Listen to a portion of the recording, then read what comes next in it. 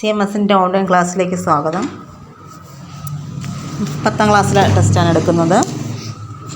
3ാമത്തെ ചാപ്റ്ററാണ് പബ്ലിക് അഡ്മിനിസ്ട്രേഷനെ കുറിച്ചാണ് നമ്മൾ എടുക്കുന്നത്. പൊതുഭരണം.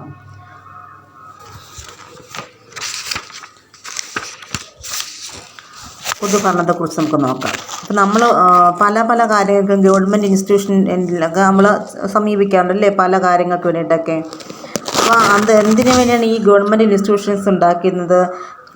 സാധാരണ ആൾക്കാർക്ക് ഓരോ സേവനങ്ങൾ ലഭ്യമാക്കുന്നതിന് വേണ്ടിയിട്ടുള്ളതാണ് ഈ ഗവൺമെൻറ്റൽ ഇൻസ്റ്റിറ്റ്യൂഷൻസ് എന്നറിയപ്പെടുന്നത്. ഇപ്പം നമ്മുടെ ചുറ്റുമുള്ള സാധാരണ ഇൻസ്റ്റിറ്റ്യൂഷൻസ് ഏതൊക്കെയാണ്? പ്രൈമറി ഹെൽത്ത് സെൻ്റർ ഉണ്ട്, നമുക്കറിയാം. കൃഷിഭവൻ അറിയാം, പോലീസ് സ്റ്റേഷൻ അറിയാം, പിന്നെ ഗവൺമെൻറ് സ്കൂൾസ് ഉണ്ട്, ഫയർ സ്റ്റേഷനുണ്ട്. ഇതൊക്കെ നമുക്ക് അവരുടേതായിട്ടുള്ള കുറച്ച് കാര്യങ്ങൾ നമുക്ക് ഫ്രീ ആയിട്ട് തരുന്ന കുറച്ച് ഇൻസ്റ്റിറ്റ്യൂഷൻസാണ് അല്ലേ. അവരുടെ അതിന് ഓരോന്നിനും ഓരോ ഫങ്ഷൻസും കാണപ്പെടുന്നുണ്ട്.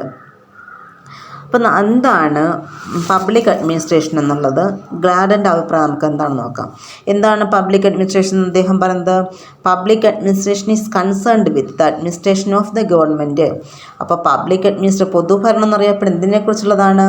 അഡ്മിനിസ്ട്രേഷൻ ഓഫ് ദ ഗവൺമെൻറ്, ഗവൺമെൻറ്റിൻ്റെ അഡ്മിനിസ്ട്രേഷനോ ഗവൺമെൻറ്റിൻ്റെ ഭരണത്തെക്കുറിച്ചുള്ളതാണ് പബ്ലിക് അഡ്മിനിസ്ട്രേഷൻ എന്നാണ് എൻ ഗ്ലാഡൻ്റെ അഭിപ്രായം രേഖപ്പെടുത്തിയിട്ടുള്ളത്.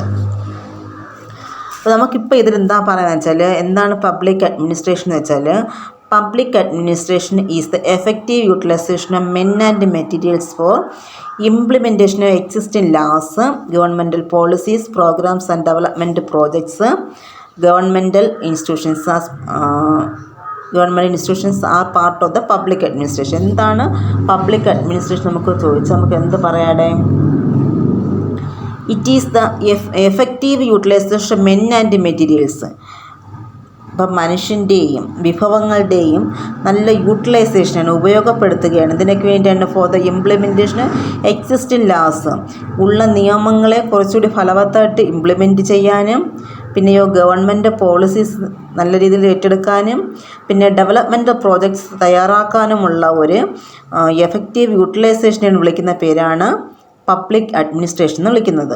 അപ്പോൾ എന്താണ് public administration? Is the effective utilisation of men and materials for the implementation of existing laws, governmental policies, programmes and developmental projects. Governmental institutions are part of public administration. അപ്പോൾ അതിനുവേണ്ടി ഉപയോഗിക്കുന്ന public അഡ്മിനിസ്ട്രേഷന് വേണ്ടി ഉപയോഗിക്കുന്ന ഒരു അതിൻ്റെ ഒരു ഭാഗം തന്നെയാണ് ഗവൺമെൻറ്റൽ ഇൻസ്റ്റിറ്റ്യൂഷൻ. അപ്പം പബ്ലിക് അഡ്മിനിസ്ട്രേഷന് അത്യാവശ്യം വേണ്ട ഘടകമാണ് ഗവൺമെൻറ്റൽ ഇൻസ്റ്റിറ്റ്യൂഷൻസ് എന്നറിയപ്പെടുന്നത്. അപ്പോൾ എന്താണ് പബ്ലിക് അഡ്മിനിസ്ട്രേഷൻ എന്ന് വെച്ചാൽ നമുക്ക് എന്ത് പറയാം? Public administration is the effective utilisation of men and materials for the implementation of existing laws, governmental policies, programmes and developmental projects. Government institutions are part of public administration. ഇത്രയും മനസ്സിലായി. അപ്പോൾ public administration എന്താണെന്ന് വെച്ചാൽ അത് നിങ്ങൾക്ക് എന്താ പറയുക, സർക്കാർ സ്ഥാപനങ്ങളാണ് ഇതിൽ പ്രധാനപ്പെട്ട ഒരു ഘടകമെന്നറിയപ്പെടുന്നത്. അപ്പം നമുക്ക് ഈ പബ്ലിക് അഡ്മിനിസ്ട്രേഷൻ നമുക്ക് പണ്ട് കാലത്ത് നമുക്ക് മനുഷ്യൻ്റെ ചരിത്രമുണ്ടായ കാലം തൊട്ട് തന്നെ നമുക്ക് പറയാം. അന്ന് അവരുടെ ആ ഒരു സ്റ്റേറ്റ് ഉണ്ടായ കാലത്തൊട്ട് അല്ലേ, ഒരു രാഷ്ട്രമായിട്ട് മാറുന്ന ആ സമയത്തൊട്ട് തന്നെ നമുക്ക് ഈ പബ്ലിക് അഡ്മിനിസ്ട്രേഷൻ്റെ ഇമ്പോർട്ടൻസിനെ കുറിച്ച് മനസ്സിലാക്കാൻ പറ്റുന്നുണ്ട്. ഇപ്പം monarchy, during monarchy the interest of monarch was the basis of public administration. അപ്പോൾ ഏകാധിപത്യമുള്ള ഒരു രാജ്യമാണെങ്കിൽ അവിടുത്തെ ഏകാധിപതിയായിരിക്കും ആ പബ്ലിക് അഡ്മിനിസ്ട്രേഷനെ കുറിച്ചുള്ള കാര്യങ്ങൾ ചിന്തിക്കുന്നത്. പക്ഷേ ഡെമോക്രാറ്റിക് സിസ്റ്റമാണ് ഏറ്റവും ഇമ്പോർട്ടൻറ്റും എഫക്റ്റീവുമായിട്ടുള്ള പബ്ലിക് അഡ്മിനിസ്ട്രേഷൻ നടത്തുന്നത്. അപ്പോൾ എവിടെ നോക്കിയാലും ഡെമോക്രാറ്റിക് അഡ്മിനിസ്ട്രേഷനാണ് ഏറ്റവും എഫക്റ്റീവും എഫിഷ്യൻറ്റുമായിട്ടുള്ളതെന്ന് നമുക്ക് മനസ്സിലാക്കാൻ പറ്റുന്നുണ്ട്. അടുത്തത് ഇമ്പോർട്ടൻസ് ഓഫ് പബ്ലിക് അഡ്മിനിസ്ട്രേഷൻ. എന്താണ് പബ്ലിക് അഡ്മിനിസ്ട്രേഷൻ്റെ ഇമ്പോർട്ടൻസ് നോക്കാം.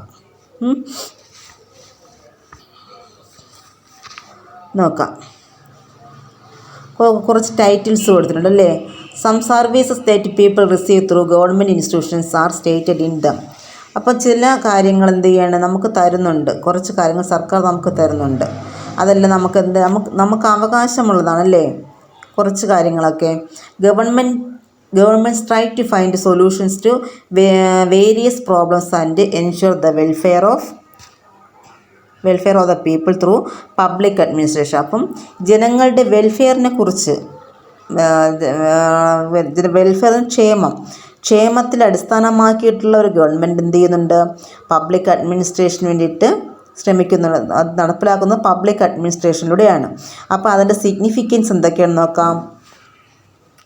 സിഗ്നിഫിക്കൻസ് ഓഫ് പബ്ലിക് അഡ്മിനിസ്ട്രേഷൻ എന്താണ്? Formulate governmental policies. അപ്പോൾ അതെന്താണെന്ന് വെച്ചാൽ ഫോർമുലേറ്റ് ഗവൺമെൻറ്റൽ പോളിസീസ്, ഗവൺമെൻറ്റിൻ്റെ നയങ്ങൾ രൂപപ്പെടുത്തുക. എൻഷുർ വെൽഫെയർ ഓഫ് പീപ്പിൾ, ജനങ്ങളുടെ ക്ഷേമം ഉറപ്പാക്കുക.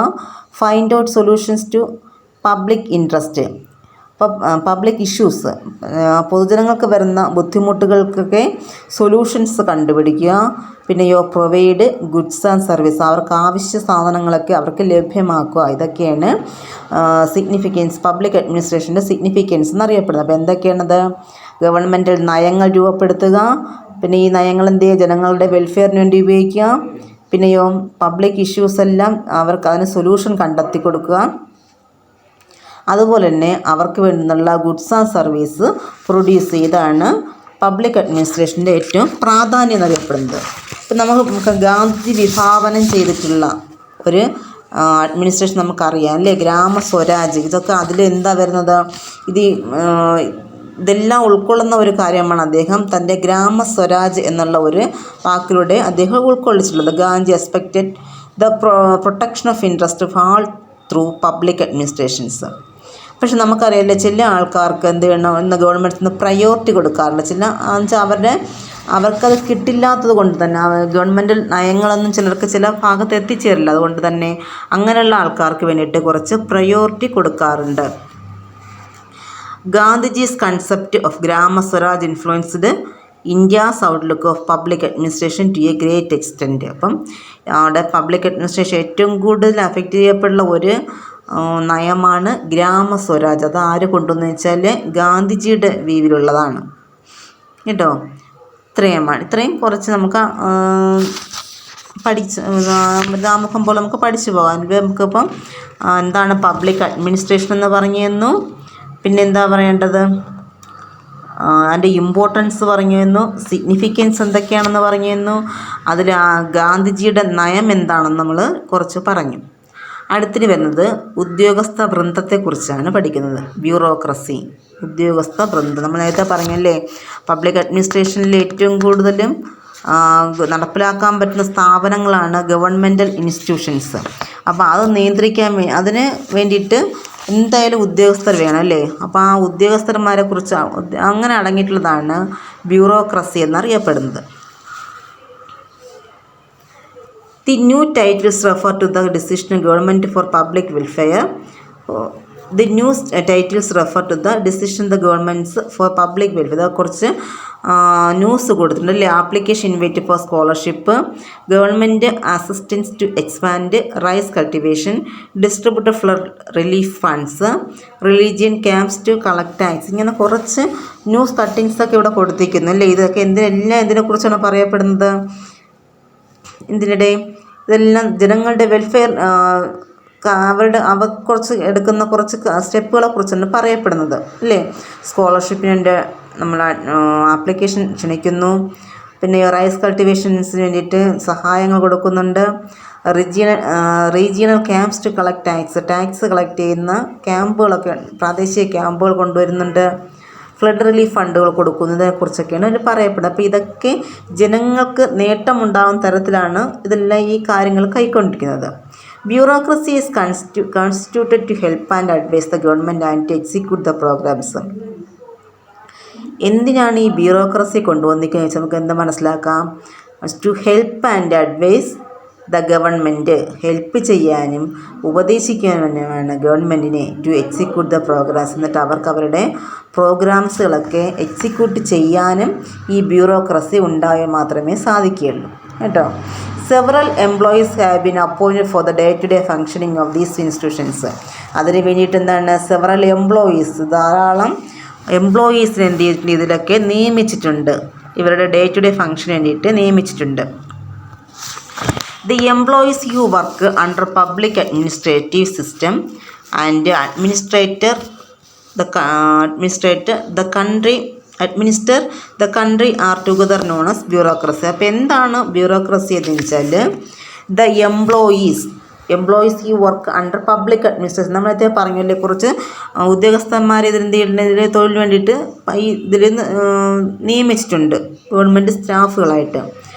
ആൻഡ് അഡ്മിനിസ്റ്റർ ദ കൺട്രി എന്ന് വെച്ചാൽ നമ്മുടെ സർക്കാർ തന്നെയുണ്ട്. Administer the country are together is known as. അപ്പം ജനങ്ങൾ തിരഞ്ഞെടുക്കുന്ന കുറച്ച് ഉദ്യോഗസ്ഥന്മാരും പിന്നെ അതിൻ്റെ മുകൾ ഭാഗത്തുള്ളതുണ്ടല്ലോ സർക്കാരിൻ്റെതായിട്ടുള്ളത്, അതും ഉൾക്കൊള്ളുന്നതിനെ വിളിക്കുന്ന പേരാണ് ബ്യൂറോക്രസി.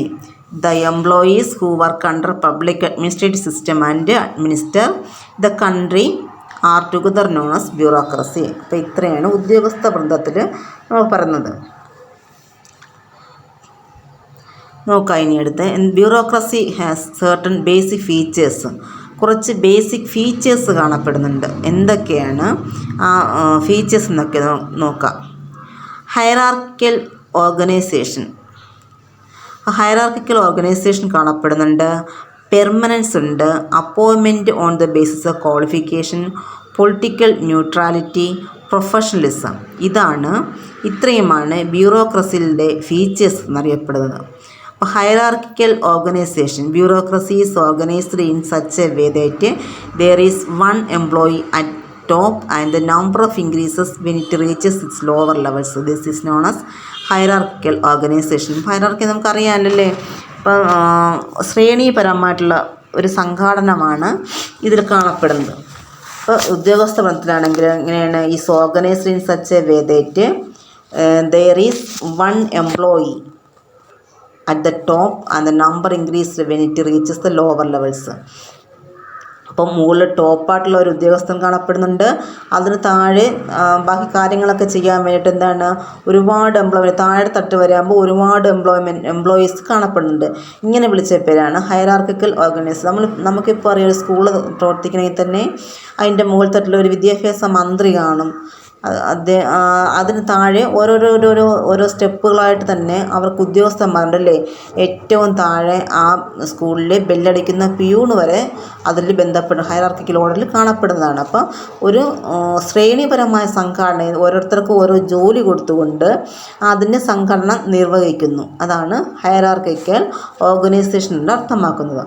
അടുത്തതാണ് പെർമനൻസ് എന്നറിയാലല്ലേ, സ്ഥിരത. Persons appointed will continue in service till the age retirement. അപ്പം ഈ ഉദ്യോഗസ്ഥന്മാരെ തിരഞ്ഞെടുക്കുമ്പോൾ അവർക്കൊരു നിശ്ചിത പ്രായമുണ്ട്, റിട്ടയർമെൻ്റ് ഉണ്ട്. ആ റിട്ടയർമെൻറ്റ് വരെ അവർ ജോലി ചെയ്തിരിക്കണം. Persons appointed will continue in service till the age of retirement. ആ റിട്ടയർമെൻറ്റ് വരെ പെർമനൻറ്റ് സ്റ്റാഫുകളായിരിക്കുന്നു. അടുത്താണ് appointment on the basis of qualification. അപ്പോൾ അവർ ആ ജോലിയിലെടുക്കുന്നത് എങ്ങനെയാണ്, അവരെ റിക്രൂട്ട് ചെയ്യുന്നത്, അപ്പോയിൻമെൻറ്റ് ചെയ്യുന്നതൊക്കെ എഡ്യൂക്കേഷൻ ക്വാളിഫിക്കേഷൻ അടിസ്ഥാനത്തിൽ മാത്രമേ അവരെ തിരഞ്ഞെടുക്കുകയുള്ളൂ. പിന്നെ അടുത്തൊരെന്താണ് പൊളിറ്റിക്കൽ ന്യൂട്രാലിറ്റി. ഒരു രാഷ്ട്രീയമായിട്ടുള്ള ചായ്വുകളും പാടില്ലാത്ത വ്യക്തികളായിരിക്കണം ഉദ്യോഗസ്ഥന്മാരെന്നാണ് അറിയപ്പെടുന്നത്. Bureaucrats are liable to implement the policies whichever party comes to power. Party interest should not reflect in their work. They should act neutrality. അപ്പം ഒരു പൊളിറ്റിക്കൽ പാർട്ടി ഏത് പാർട്ടിക്കാർ കൊണ്ടുവന്നാലും ഏത് പോളിസി ആയാലും ഞങ്ങളിതിനെതിരാണ്, ഞങ്ങളെ പാർട്ടി ഇതല്ല പറയുന്നത് പറഞ്ഞിട്ട് അവർക്ക് നിരസിക്കാൻ പറ്റില്ല. അപ്പോൾ പൊളിറ്റിക്കൽ ന്യൂട്രാലിറ്റി ഉള്ള വ്യക്തികളായിരിക്കണം. ഒരു പൊളിറ്റിക്കൽ പാർട്ടിയോടും ചായവുണ്ടാകാനായിട്ട് പാടില്ല ഉദ്യോഗസ്ഥന്മാർക്ക്. അടുത്താണ് professionalism. Every government employee must be skilled in there work. ഓരോ എംപ്ലോയിയും അവരുടെ ജോലിയിൽ പ്രൊഫഷണലായിട്ട് തിളങ്ങേണ്ടവരാണ് അല്ലേ. അവർ കുറച്ചുകൂടിയൊക്കെ ആ ജോലിയെ മഹത്വവൽക്കരിച്ച് കൊണ്ടുവരണം. അപ്പോൾ സ്ഥിരമായിട്ട് ഓരോ കാര്യം ചെയ്യുന്ന കാരണം അവർക്ക് ആ പ്രൊഫഷണൽ സ്ഥാനം വന്നുകൊള്ളുന്നതാണ്. അപ്പോൾ എന്തൊക്കെയാണ് ബ്യൂറോക്രസിയുടെ ഫീച്ചേഴ്സ് എന്ന് വെച്ചാൽ hierarchical organisation, permanence, appointment on the basis of qualification, political neutrality, professionalism. ഇത്രയാണ് അതിൽ വരുന്ന കാര്യങ്ങൾ. ഒന്ന് വായിച്ച് നോക്കുക. ഉദ്യോഗസ്ഥ വൃന്ദത്തിനെ കുറിച്ച് വായിച്ച് നോക്കുക. അതെന്താണെന്ന് പറഞ്ഞു തന്നു, അവരുടെ ഫീച്ചേഴ്സ് എന്താണെന്ന് പറഞ്ഞു തന്നു അല്ലേ.